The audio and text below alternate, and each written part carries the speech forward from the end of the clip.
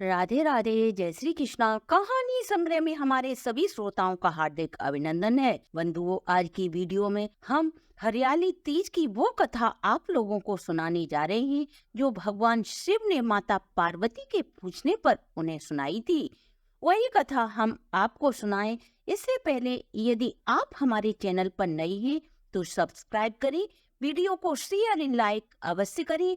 संपूर्ण जानकारी के लिए वीडियो को अंत तक जरूर देखें। हरियाली तीज का व्रत श्रावण शुक्ल पक्ष की तृतीया को मनाया जाता है।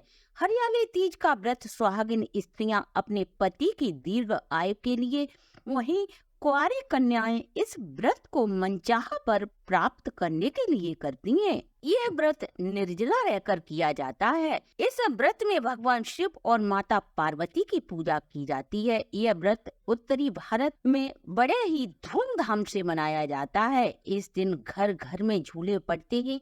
इस दिन स्त्रियां मेहंदी, महावर व 16 श्रृंगार कर माता पार्वती व भोलेनाथ का विधि विधान से पूजन कर माता पार्वती और भोलेनाथ पर पंचामृत, फल फूल बेलपत्र चढ़ाकर धूप दीप कपूर से आरती कर माता पार्वती को सुहाग की सामग्री अर्पित करती हैं।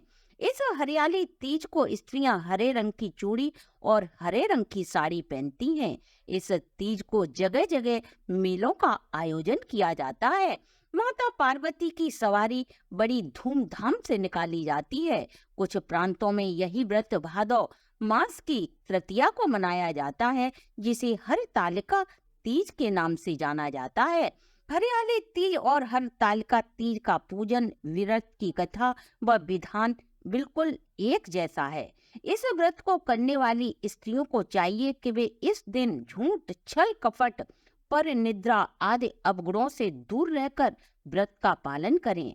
इसी दिन माता पार्वती कठोर तप पर बिरहा अग्नि में जलकर भगवान शिव से मिली थी और भगवान भोलेनाथ ने उनकी तपस्या से प्रसन्न होकर उन्हें पत्नी के रूप में स्वीकार किया था। एक दिन भगवान भोलेनाथ ने माता पार्वती को बताया कि किस प्रकार तुमने पति के रूप में हमें प्राप्त करने के लिए हिमालय पर्वत पर जाकर गंगा नदी के किनारे कठोर तपस्या की थी।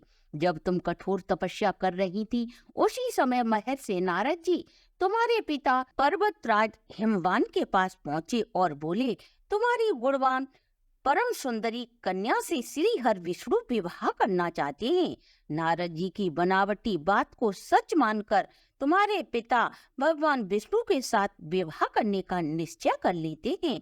ऐसा कहकर महर्षि नारद जी वहां से जाकर सीधे भगवान विष्णु के पास पहुंचते हैं और बोले, हिमवान अपनी परम सुंदरी कन्या का विवाह तुमसे करना चाहते हैं। नारद जी की बात को सुनकर श्री हर विष्णु मंद मंद मुस्कुराने लगते हैं। यही बात तुम्हारे पिता ने तुम्हें नारद जी के चले जाने के बाद जब बताई तो तुम इस बात को सुनकर बहुत दुखी हुई।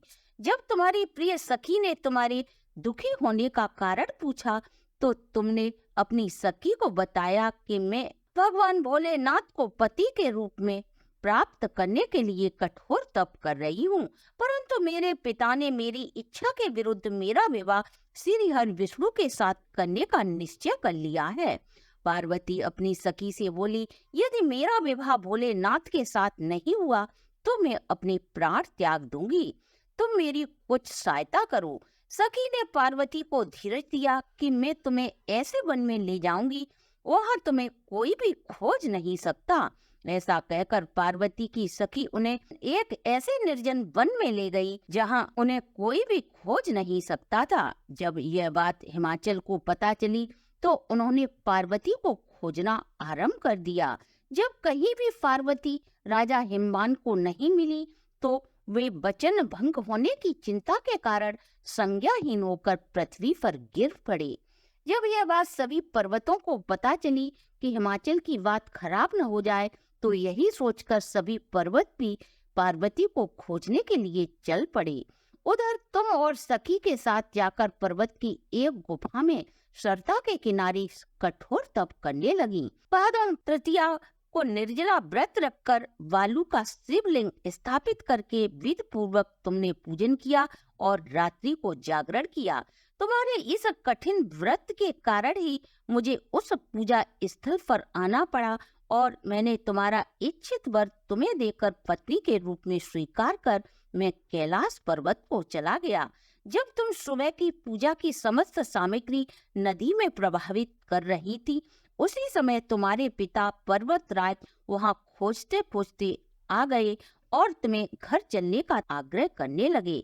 जब तुमने अपने पिता को समस्त बातें बताई तो तुम्हारे पिता ने मेरे साथ विवाह करने का तुम्हें आश्वासन दिया और फिर तुम अपने पिता के साथ घर आ गई और घर आकर शास्त्र विधि से तुम्हारे पिता ने तुम्हारा विवाह मेरे साथ कर दिया। तुम्हारी कठोर तपस्या के कारण ही तुम मुझे पति के रूप में पा सकी। जो भी महिला श्रावण तीज को यह व्रत श्रद्धा भक्ति के साथ रखेगी उसके सभी मनोरथ पूर्ण हो, तुम्हारी तरह अखंड सौभाग्यशाली होगी। जो भी इस कथा को सुनेगा या सुनाएगा उसके सारे संकटों का नाश हो जाएगा। आप व आपके परिवार पर सदा भगवान शिव और माता पार्वती की कृपा दृष्टि यूं ही बनी रहे, इसी शुभकामना के साथ अगर आपको हमारी प्रस्तुति अच्छी लगी हो तो आप हमारे चैनल को लाइक, सब्सक्राइब और शेयर अवश्य करें।